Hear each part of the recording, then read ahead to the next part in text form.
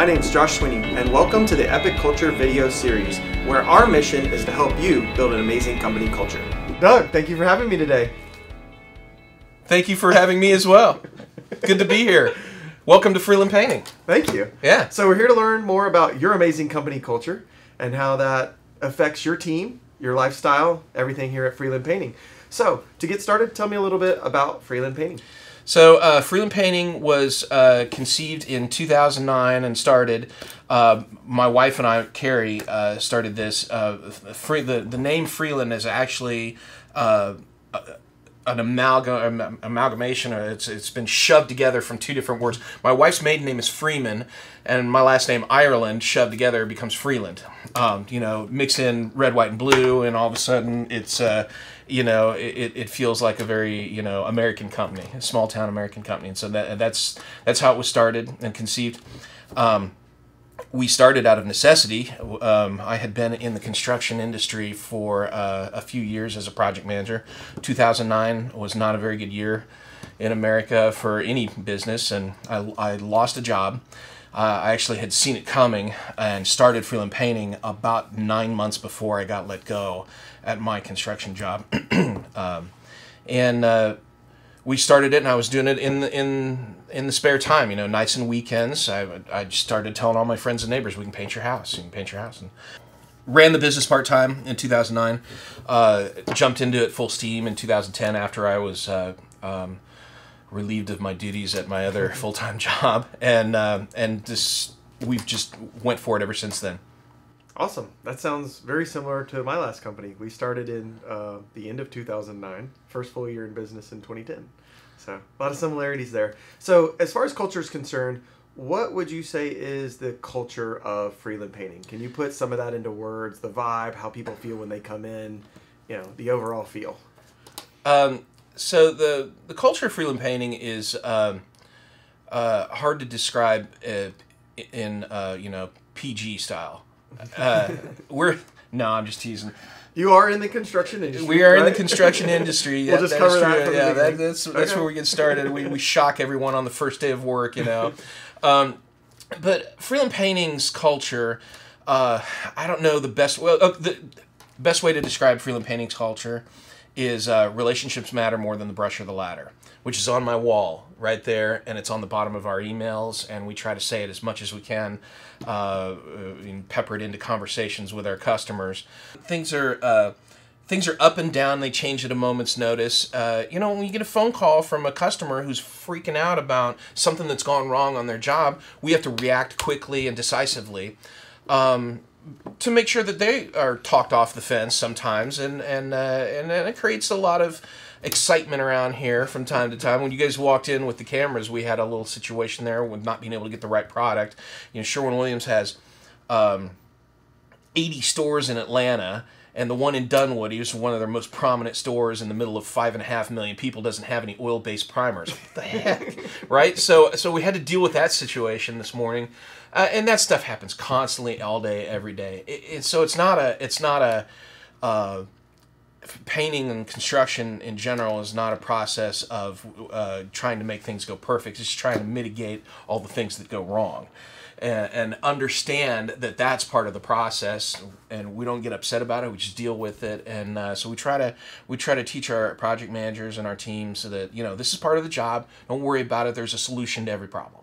Awesome. So you mentioned earlier that you're trying to keep it PG, but how does that how's that part of the culture? How is the construction and the banter that you guys have here part of who you are? Well, we don't have an HR department, okay, which is a good thing. I think our employees might welcome one, maybe, or maybe not. I don't know. But being a small company, we have the luxury of taking advantage of just being human and being people, making mistakes and recovering from them, and just trying to be honest about who we really are, and try to let our customers know that we're here for them. Relationships matter more than the brush or the ladder. That's what it boils down to. Got it. So when you're hiring people to come into this environment, what kind of process do you go through to make sure that they match the culture? we want to make sure that people fit the culture really well. I think that's more important than anything else. And in fact, the last 2 project managers that we have hired, both who are still with us today, neither of them had any experience in the construction industry. I'm not hiring for experience. I'm hiring for heart and mind.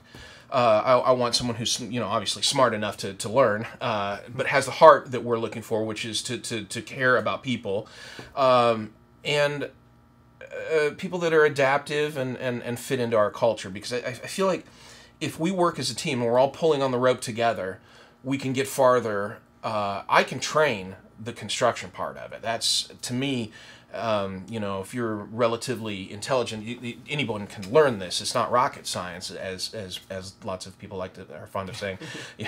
But you can't train what's in someone's heart. So I look really closely on that. So part of my hiring process is I am not that great at hiring. I'm a people person. I like people. And if you come in and show a little bit of interest, you're hired, right? So I have other people that I utilize to help me vet out the people who are not good fits for the culture. So I start off, my wife came from an HR background, and I start off by having her pour through resumes. And she's sifted through hundreds and hundreds of resumes of candidates, and she knows how to narrow them down to a smaller pool of people that can that'll fit us a little better. That also, we use a recruiting company to help bring in good candidates. So we use a recruiting company as well to screen candidates, and once we get those candidates, I have my wife interview them on the phone. I have a friend of mine who works at the Chamber of Commerce interview folks on the phone. We get Al Simon, the owner of the Sandler Training, the franchise that's here close by in Norcross. He'll interview people for me before they get to me. So we weed out the people that are not good fits by making them go through about a 10-step process.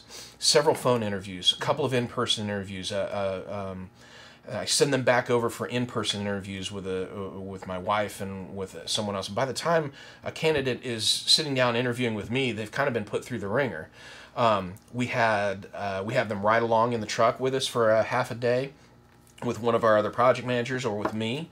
Part of what I want to do when I'm hiring is get the candidate hooked up with one of my employees so they can ask questions about the boss behind the boss's back. I mean, because that's... Right, I mean, right. How is Doug really? Because I can say all day long, I'm not a micromanager, but people can fool themselves, and my employees know better than most exactly how I manage people. And so we'll get a candidate in with another employee and let them ask the cultural questions. What, are you okay if a few curse words get thrown out from time to time? Is that going to hurt your sensibilities? So we try to have the candidate see all the pieces of the company and see how much time. And I think when we slow down and take time to interview properly and to vet properly, the person that ends up making it to the top of that also appreciates that we've gone slowly and that they've made it through all that process, because it almost feels like they've won a prize at the end of the day because they got to work for us after all of that vetting and steps, and in fact we even took our last, and this is a brand new thing I just started, took our last hire out to dinner. He and his wife, me and my wife, who's my wife is co-founder of the business, just to have a social interaction. It wasn't an interview. I mean, kind of is, because if we find out that a spouse is crazy, crazy could be brought into the office, and not the just being facetious about that, but the truth of the matter is people. It's a dynamic that happens at home, and we want to make sure that we've got good families that we're hiring. We're not just hiring the candidate, but we're hiring his entire family situation. So we've got just in the last year, one of our employees got married, and one has a baby on the way. So we're really excited to see that happen too. Awesome. Mm-hmm. Adding to the Freeland team, yeah. family. So earlier you mentioned a little bit about, riding along in trucks. That was a 10-minute answer, by the way. That's okay. We break it into some smaller answers. So earlier you mentioned that you had people that were riding around in trucks with other employees, getting to know them, and you also mentioned that there was a high level of autonomy. So how does autonomy, time management, being that people are out on the road all the time, how does that play into who you guys are, who you hire, how you operate? I think it's a little shocking for new employees. It can be. I've got one nodding his head over here now. He's not in the room. He's not in the room? Yeah, oh. It's just me and you. Stop looking at me.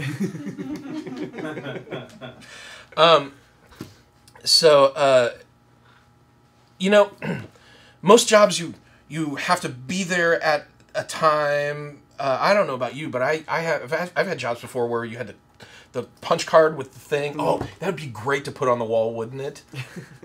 We could put a Freeland Painting time clock on the wall. I'm totally gonna Amazon that. It just says you're here every time you step there. There's no time on it. We'll put it right above Jeremy's desk.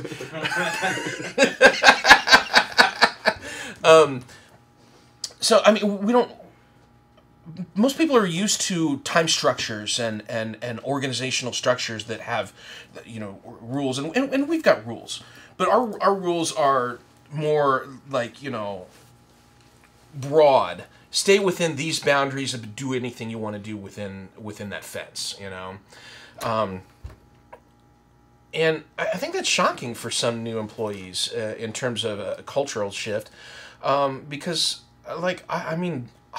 I think that there are times where I've gone 2 days without even talking to an employee. And there are other times where they get texted at 9 p.m. Well, when there's something going on the next morning that's super critical and want to make sure that everyone knows where to be and what to, what to do. They have oil-based paint ready. Oil-based primers ready.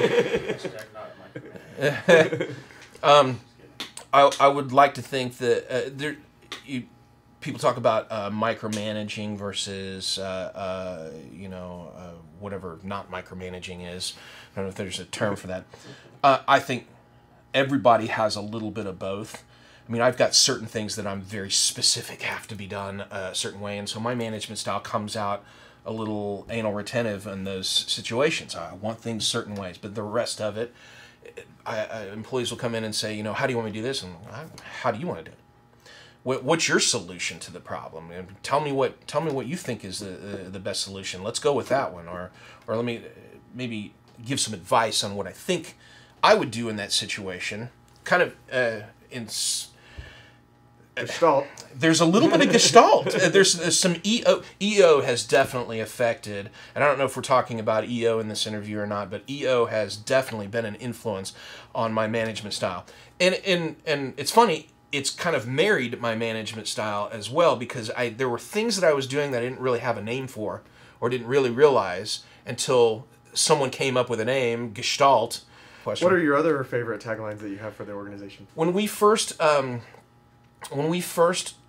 hired a marketing company to come up with some taglines for us, we sat down in a 7-hour interview with us, with the Chamber of Commerce, with a couple of our customers, with our technology team, our internet, our SEO team, and they all listened to the interview together in order to come up, and relationships matter more than the brush or the ladder is what came out of that. Because I kept talking about relationships, so it was already there, we just didn't have a pretty, saying for it yet. Think outside the box, but paint inside the lines. We touch up on the details every day. Help me out here. What color is your... Oh, what color is your peace of mind? Mm-hmm. Okay, that's 5. That's 4. Think outside the box. Relationships matter. What color is your peace of mind? Finishing touches make the difference. We brush up on the details every day. Our finishing touches make the difference. That's 5. We're missing 1. Is it what color is your peace of mind? Yeah. Sure, we'll go with that. So once an employee's been here for a while, what do you guys do to... Obviously, it's a fun, engaging environment in a lot of ways, but how do you extend that in order to keep them around? Coercion, mostly. Mostly? Okay. Threats. Right. Blood packs. Yeah.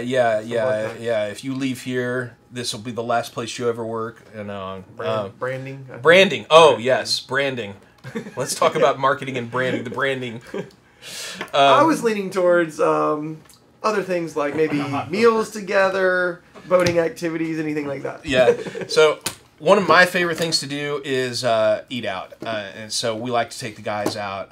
And my guys around here love sushi and Korean barbecue, so we like to go check out different places. It's an awesome place down by the perimeter that we love to go to.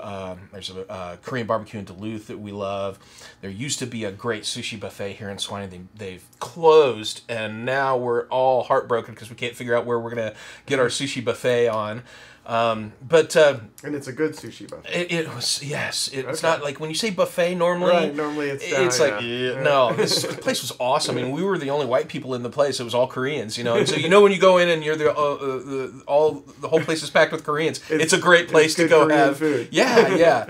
And so, so we look for those places and we love that. Or we'll get Uber Eats to bring Mexican in here or pizza. Once a month we do team meetings here. Before our team meetings, I'll find some video clip that is a little inspirational. And for the last few months, we've been watching a lot of Simon Sinek clips. I Start thought with it was going to why. be something blowing up or getting shot. We could do that too. That wouldn't be such a bad thing. Here's something that is very important to our culture that I think that you might be interested in, and that is.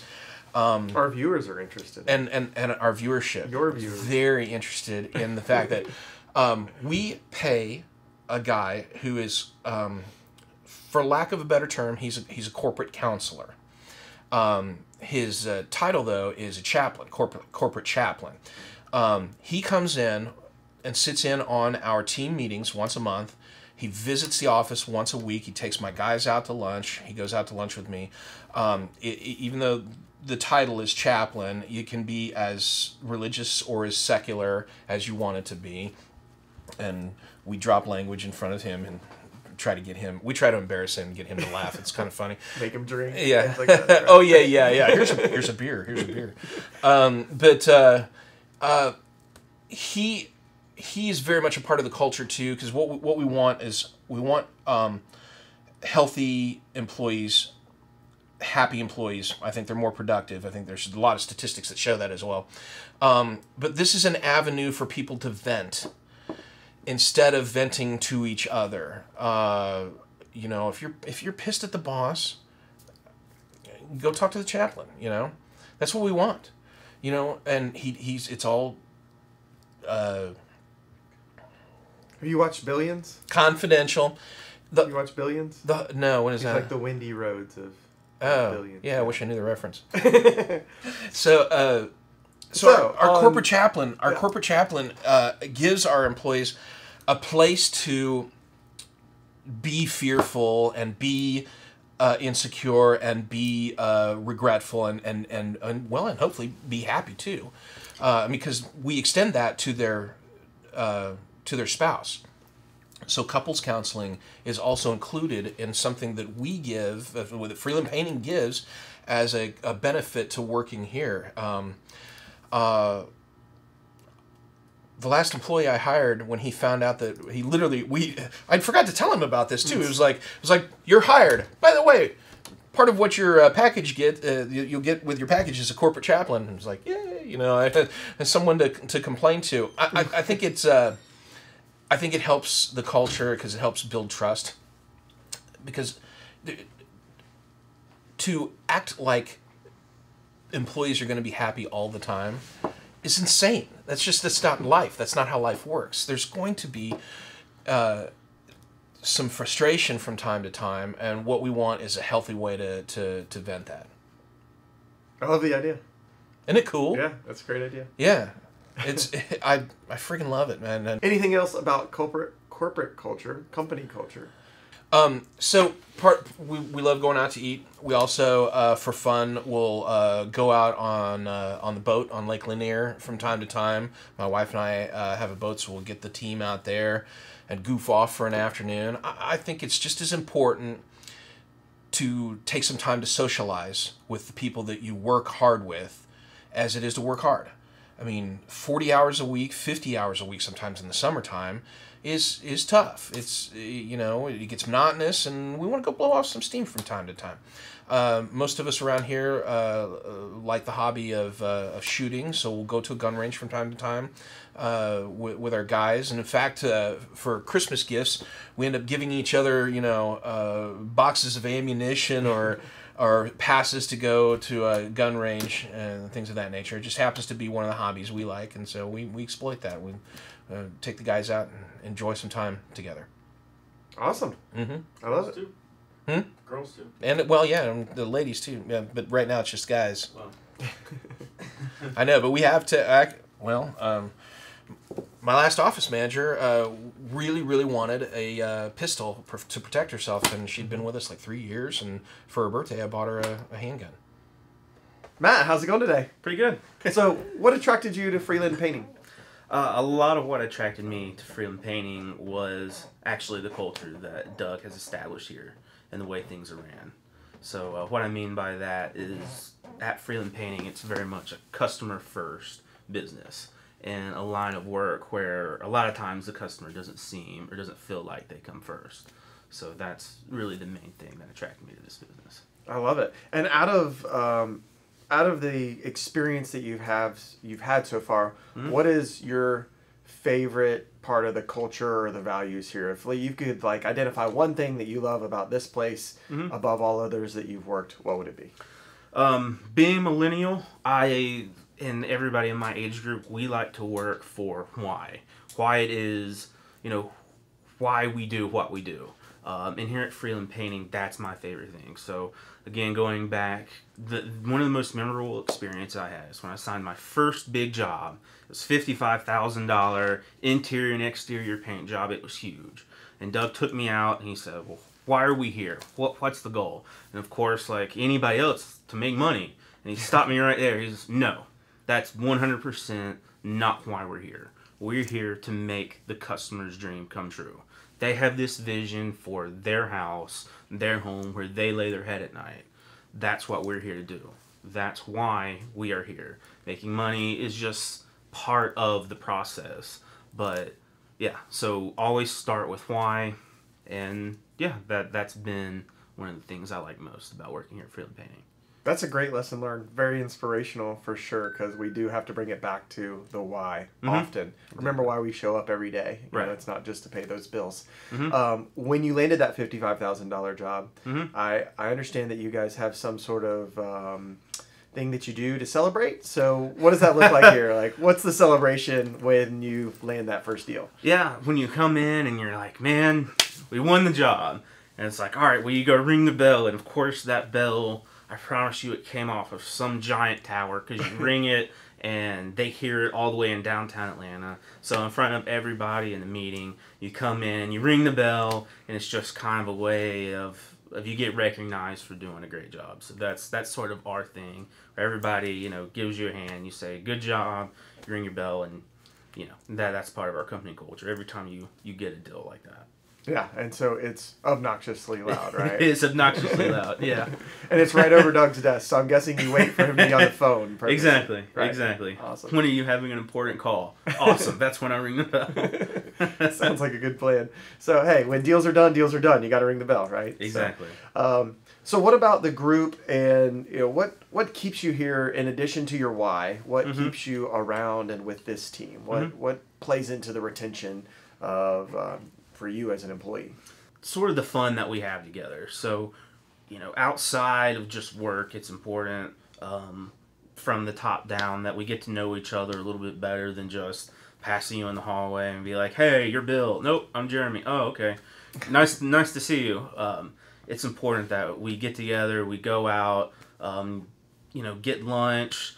I don't know if Doug ever told you, but every now and then we get to go out on his boat and have some fun, and that's just something cool that not a lot of companies ever do. Is you get a chance to, you know, working hard is great, but also you have to be able to enjoy your life, and that's something you don't see that often.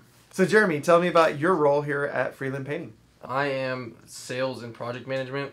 So that involves me, meeting with customers, sometimes setting up appointments, giving an estimate, and then once we get the go ahead on it, then manage the entire project. So. And when you came on board, what attracted you, or when you came in to interview the first time or met the team, what really attracted you to Freeland Painting? Probably the authenticity. I think, during my interview, you get in an interview, especially doing multiple of them, you kind of get a real feel of the company, and you can tell if somebody really backs what they're saying or if they're just trying to get you on board because they see potential in you for one way or another. Actually, at the time of interviewing with Doug a few months back, I had another job offer come up around the same exact time as Doug offered me a position. The difference between the two was the other one, had a little bit higher salary, but this one was a place where I was like, okay, I really believe that this company cares about not just making money, but that's like a result. And you'll hear that often in all the interviews is our goal is not to go to appointments. Our goal is not to go talk to customers and project manage to make money. Our goal is to impact people's lives, make them better in any way that we can, be honest, and then a result of that comes money. So we kind of look at the longevity of things, and I saw that in my interview with Doug. I felt that, and that's why I ended up choosing Freeland Painting. So once you got on board, what did it look like? What did the onboarding process look like? How did you get integrated into the team and trained? It was riding around with Doug for a while. Okay. Hanging out with Matt. I think Doug took me out to lunch every single day for the entire first month of training. So that was cool. I missed that. I wish I could go back to training. No, but I mean, just a lot of being around the guys, going on appointments with them, figuring out how they handle things, figuring out, the language they use to talk about things to each other or even customers or, whatever it is. So it was just a lot of shadowing.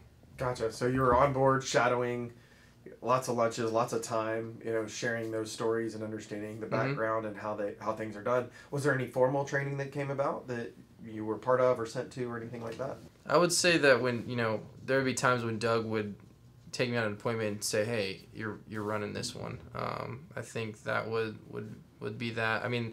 It was a little bit different because there's no real computer work. Doug wasn't like, hey, sit on this computer for a couple hours and do these classes. I managed an AT&T store for a few years, and we had training all throughout that time, and it was just always computer work.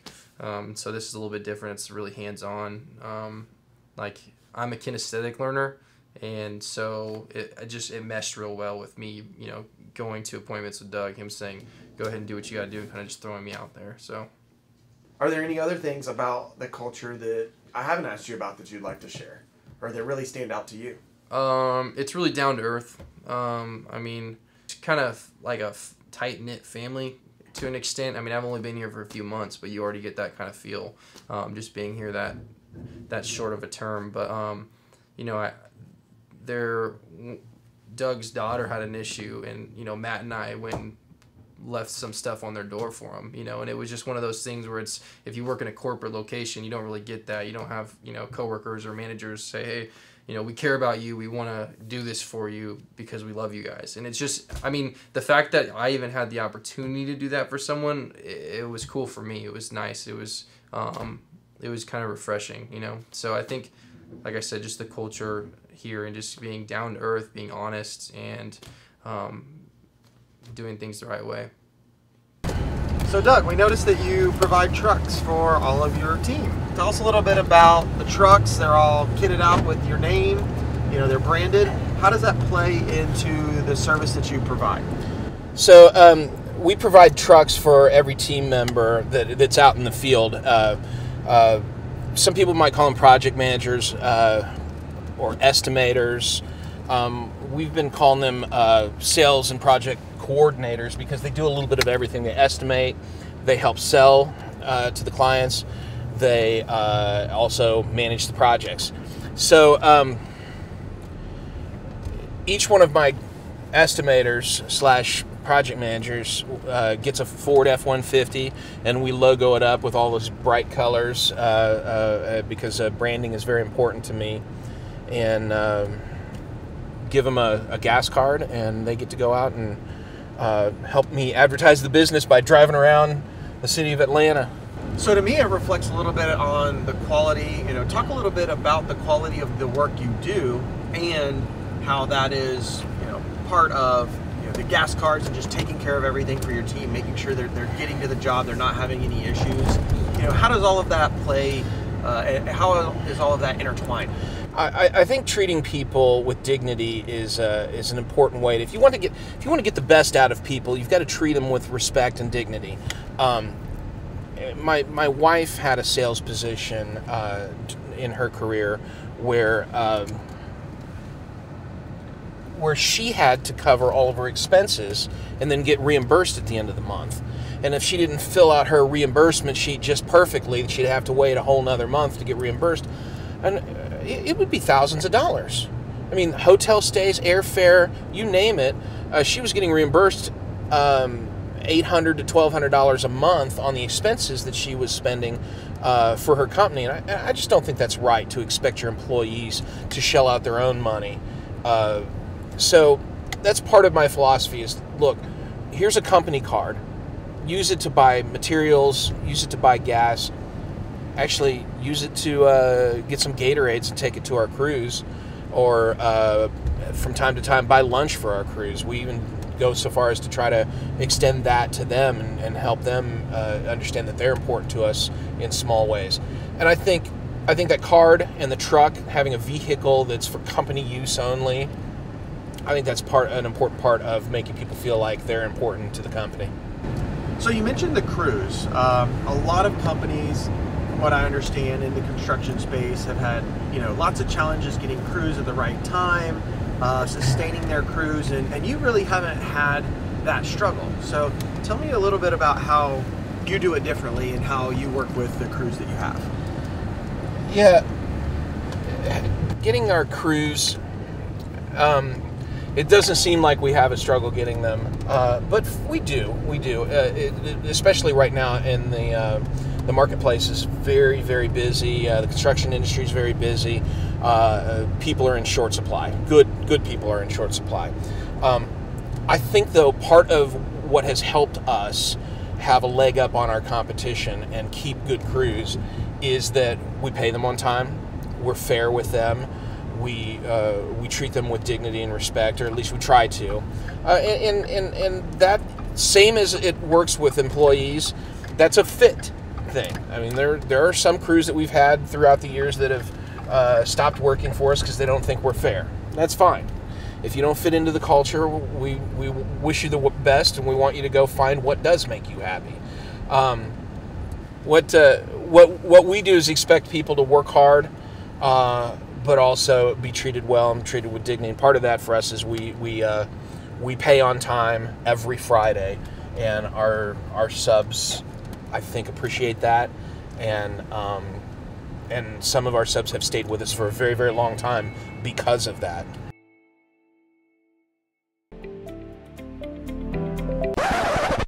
It's baby locks.